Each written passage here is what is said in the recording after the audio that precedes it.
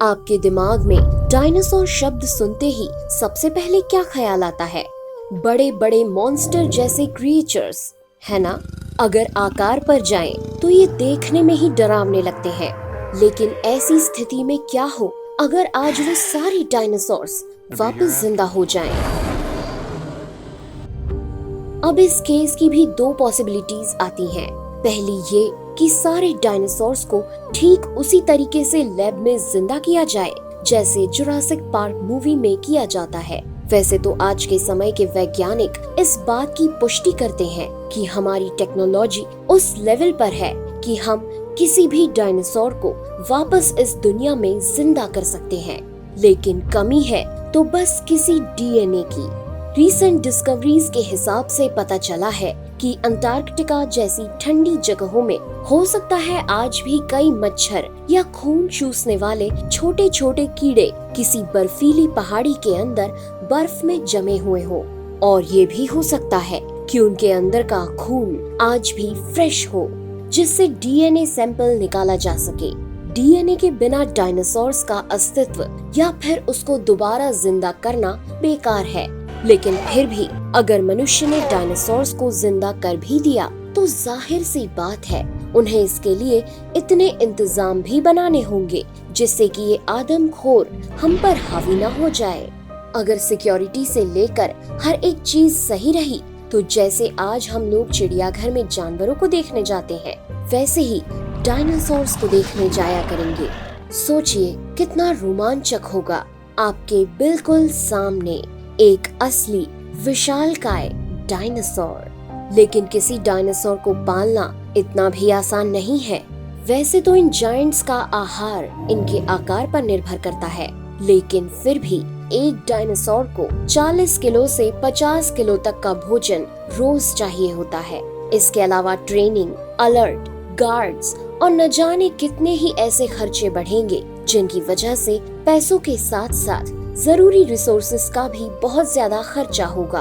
हो सकता है हम इन सब समस्याओं से जूझकर इनको सुलझा लें और इसका कोई नया और किफायती रास्ता निकाल लें। लेकिन अगर ऐसा नहीं हुआ तो यकीन मानिए हम इंसानों को ही अपने द्वारा लगाई हुई सालों की मेहनत को अपने हाथों से खत्म करना होगा।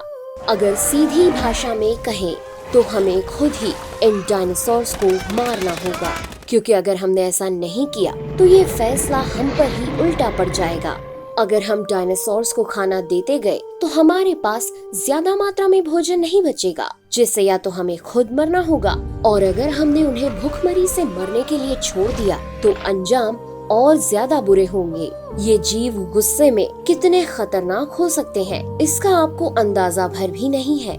और ये भी हो सकता है कि सारी बंदिशें तोड़कर ये दानव हम पर ही हमला कर दे।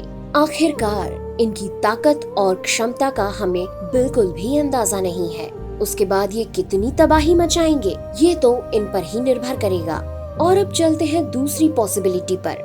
क्या हो अगर सारे डायनासोर्स बिना किसी कंट्रोल के वापस जिंदा हो जाएं?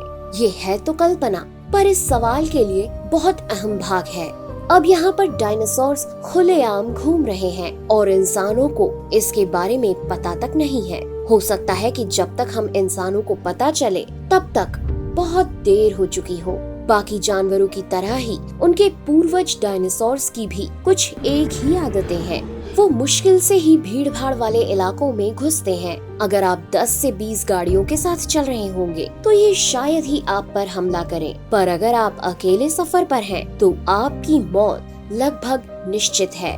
इस कल्पना की दुनिया में सारे देश एक जंग की तैयारी कर रहे हैं। कुछ समय बाद हो सकता है कि जब ये डायनासोर शहर में दाखिल हो रहे होंगे तब इनकी भिड़ंत हथियारों से लैस इंसानों से होगी।